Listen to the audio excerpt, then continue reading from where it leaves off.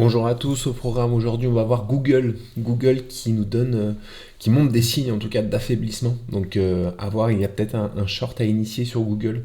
On ira voir aussi Tesla. Tesla lui au contraire l'action montre quelques signes. Enfin on est sur une potentielle zone de support sur laquelle on pourrait rebondir et éventuellement partir sur un beau bull run sur Tesla.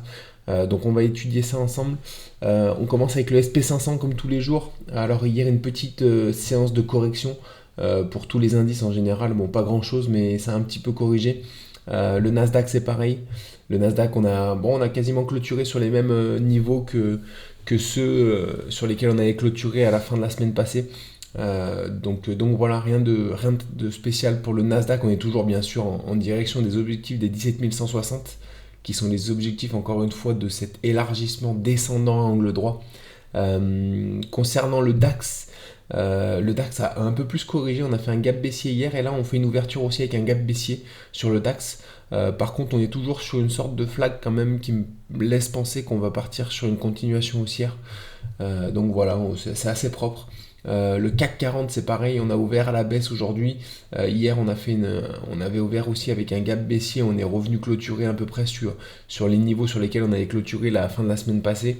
Donc voilà, on est sur une potentielle zone enfin, on a cassé par le bas cette potentielle zone de rebond sur le CAC 40.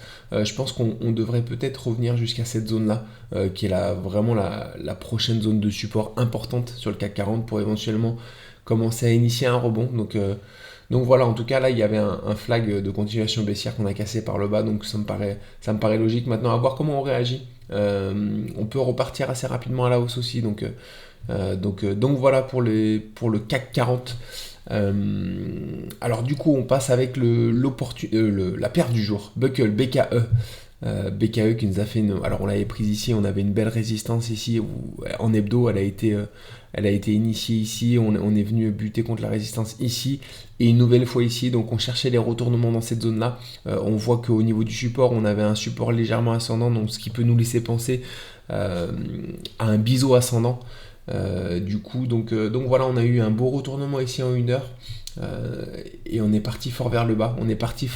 Et on a confirmé hier avec une grosse séance baissière ici qui nous mène au-delà de notre R7. Donc des beaux gains pour le moment sur cette action. Voilà, par contre on a resserré notre stop loss parce que c'est vrai que quand on part fort vers le bas comme ça, voilà, on a des retournements qui sont susceptibles d'arriver assez rapidement. En tout cas, voilà, belle perf. Les objectifs à court terme, c'est cette zone de support. Du coup, c'est le support de ce biseau ascendant qui est ici, qui sera au-delà de notre R10. Donc voilà, à voir comment on réagit, si on continue à partir vers le bas sur cette action ou alors si on corrige un peu, si on fait un léger rebond pour se faire sortir de cette position. Donc on va voir, mais en tout cas belle perf sur BKE.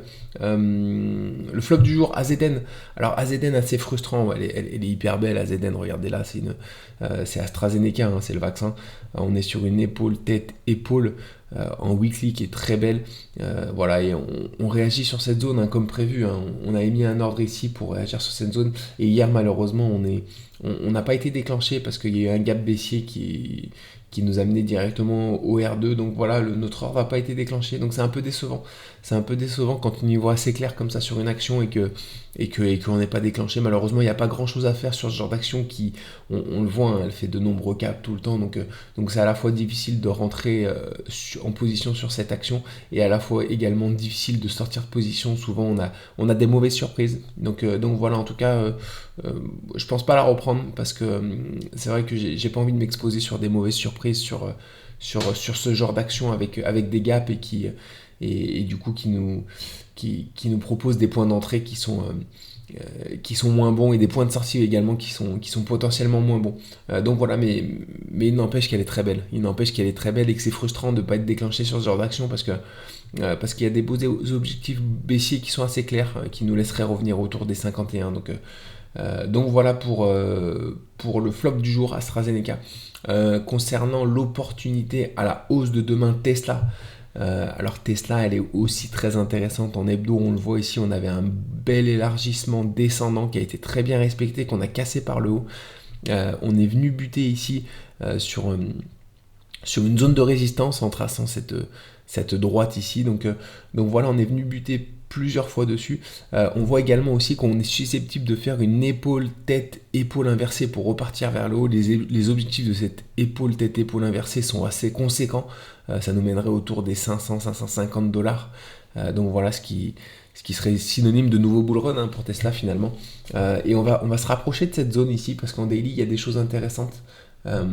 Alors voilà, on est désolé, il y a plein de lignes de partout. Hein. C'est vrai il y avait pas mal de résistance. Donc là, on est sur un canal où vous le voyez ici, on a la résistance oblique légèrement descendante de ce canal. Et ici, il y a le bas de ce canal. Donc ce canal a été cassé par le haut. Voilà. Et là, on est en train de faire un throwback, mais un peu abusif. Donc voilà, pas très propre honnêtement du coup ce throwback.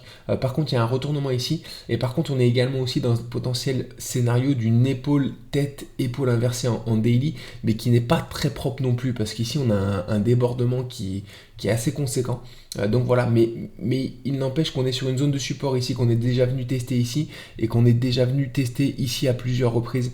Donc voilà, c'est une zone de support historique sur laquelle on pourrait rebondir. Donc voilà, alors on a une succession sur Tesla de figures pas très propres, mais elles sont toutes très haussières et voilà, et on a une zone de support ici. Donc c'est pour ça que toutes ces choses me laissent penser que potentiellement on pourrait partir sur un rebond assez puissant sur Tesla qui pourrait nous mener sur des niveaux bien plus hauts. En tout cas, c'est le moment, je pense. C'est le moment. Et puis il y a surtout cette figure en hebdo ici, cette épaule tête épaule inversée qui est très propre et cet élargissement qu'on a cassé par le haut qui est très propre sur lequel on est venu faire un throwback sur la résistance. Donc voilà, les objectifs de cet élargissement sont très hauts également, autour des 500. Donc à la fois les objectifs de l'élargissement descendant sont autour des 500 et à la fois cette épaule tête épaule en hebdo et un objectif autour des 500. Donc voilà, je pense que il faut s'intéresser à cette action Tesla. Il faut s'intéresser. Alors, je suis pas le premier à le dire. Hein. Il y en a un paquet qui s'y intéresse à Tesla depuis un petit moment. Hein. Donc voilà. Mais en tout cas, là, on est dans un bon point d'achat, je pense, pour rentrer sur cette action et qui potentiellement peut nous mener sur un bull run pour l'année 2024. Donc voilà, très intéressant, je la trouve très intéressante, je la trouve pas très propre, mais très intéressante Tesla. Donc voilà, et du coup pour l'opportunité à la baisse du jour, c'est Google.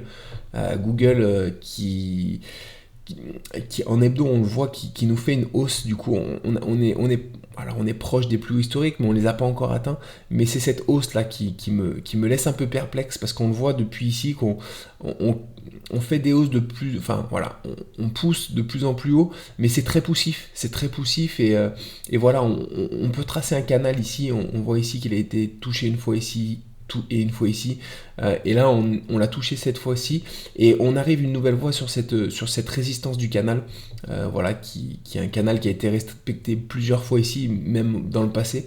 Donc voilà, et quand on se rapproche en daily, alors désolé, il y a aussi plein de lignes ici, hein. Mais voilà, on voit que, alors on a potentiellement un biseau avec cette zone de support ici et cette zone de résistance ici, et on est sur le haut de ce biseau et on effectue un retournement en 1 heure ici. Donc c'est des choses il y a plusieurs événements qui me laissent penser qu'on peut retracer sur Google également. Donc on a mis un ordre au-dessus ici à la baisse, on mettra notre stop loss au-dessus si jamais on est déclenché à la baisse. Donc voilà, les objectifs de la cassure de ce biseau sont la base du biseau, sont ici, mais les objectifs à court terme, je pense que c'est revenir sur le support qui est ici, qui est au-delà de notre R3. Donc voilà, mais je vois bien une correction sur Google à court terme, parce que c'est vrai que ces poussées là sont vraiment sont vraiment poussives.